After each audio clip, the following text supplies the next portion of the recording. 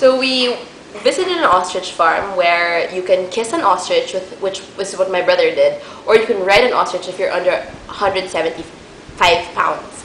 And the tour guide went, during the orientation, he was saying, there have been lots of tourists that have broken their necks, their arms, and their legs.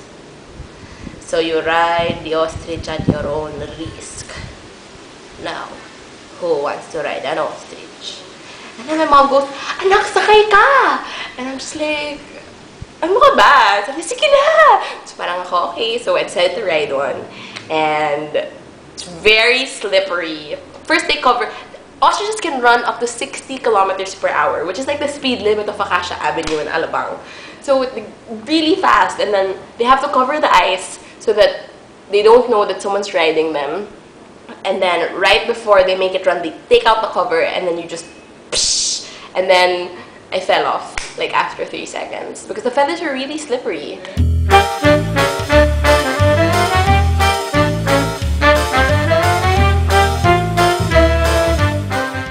And the thing with ostriches is that the male ostrich has 3 to 5 mates and then selects one, and then they mate for life. If the female ostrich dies, the male ostrich never gets another mate. But if the male ostrich dies, the female ostrich gets another mate.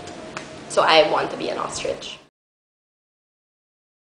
So we had a chance to feed seagulls. Like, they were just flying outside where we were eating. So my dad's friend's family told us that you can feed them French fries. You just throw it up in the air and they're gonna grab it from the air. So it's so cool, right? So we decided to go out and feed them, and we got so excited. I was filming them actually, and Keanu was so excited, so he kept throwing it up. Wah! And then he thought that the fry went back down, so he tried to catch it.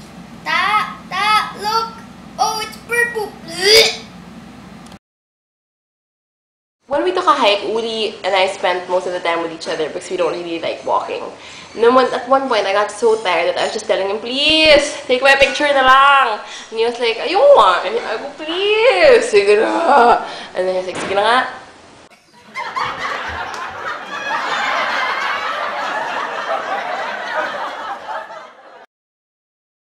South Africa has 11 main languages. The Philippines has 7, but we have an official language, which is Filipino.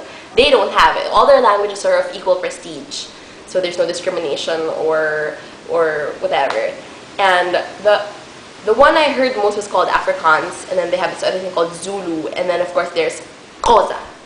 That's right, with a click. Xhosa. Come on, try it. Xhosa. And then this African tribe that speaks that language presented this tribal dance and whatever, and then their songs have clicks in it. It's amazing. It's like, okay, and they were like, how do you, and I was fascinated, and I was like, how do you do that? And they were trying to teach me, because there are 3 different kinds of clicks, just like the paleto alveolar, and then there's the one in the middle, and there's one in the back, and then I just gave up because it's very difficult to learn. Another observation I have with South Africans is that they give very bad directions. Like, the first night we went there, we decided to go out for dinner, and we were looking for Asian food because we were told that the Thai restaurant was near. So my mom was like, hi, we get to this place called Kobanya, and there was a couple outside smoking shisha and drinking. So we decided to ask them, do you know where we can get Thai food or Asian food? And then the girl goes, oh, would you like some Asian food? Then you have to go to mainland China. And Uli looked at me and said, Pilosopo ba to? Pinapupunta tayong China? And then I was like, baka naman may... And then it turns out it was the name of a restaurant. So we go, so where is it? Then he goes, alright, when you go down, you're going to see a rowboat. And there's a street there, and you don't go there. And then you go down more, and then you go see another rowboat, and you don't go there either. And you go down more, and then you take a right, and then you take a left, and then you can't miss it. And the food is fantastic. And we're all like, oh yeah, it sounds good, huh? And then a robot apparently is their traffic light. They call it a robot. And then we go, so is it near? And then, oh yeah, it's very near. So can you walk it? She's like, no, it's quite far. And I was like, oh, okay. So we decided to eat there. And it was so funny because Keanu fell asleep because we just arrived that night, so he fell asleep and we couldn't wake him up. And he started walking out of the restaurant like all disoriented like that. And then the waiter goes, so how many vodkas did he have? It's funny. And so we got lost walking back to the hotel, so we decided to ask someone again for directions how to get there. And he pointed at this intersection and then he goes, you see where the cars are coming out? And then there were like 10,000 cars like zooming, and we're all like, yeah, yes, not that first street. And then you go there, you see the car coming out? And there were like 2 cars coming from 2 different directions. There, you go there. So we were like, oh, that's great. And then so we just figured out our way home. And then another time we were asking how to get to V&A waterfront. So the guy goes, and then you're there. Slowly repeat it. So our guide asked us whether we had unique delicacies in the Philippines. So we started telling him about the balut, which is like the duck embryo, and I was saying how I don't eat it because it's gross. And then he said, well, over here we have this thing called the smiley. So we're like, what's that? They cut the sheep's head and grill it. They barbecue it. And they eat everything. Like after they eat the face, like the skin and the muscles and the meat, they crack the head open, they crack the skull open, and they eat the brain. So that's just great. And why is it called a smiley? When you grill it, its teeth starts to show. So can you imagine? Cute little fluffy sheep being grilled and then like that. So when you go on an African safari, you're told not to make sudden movements and you're not allowed to make sudden noises. So you're not allowed to, talk loudly because you might disturb. Oh, the Lalibela Game Reserve, which is where we stayed, it's home to the Big Five. It's called the Big Five because they're the top 5 most dangerous animals to humans on foot.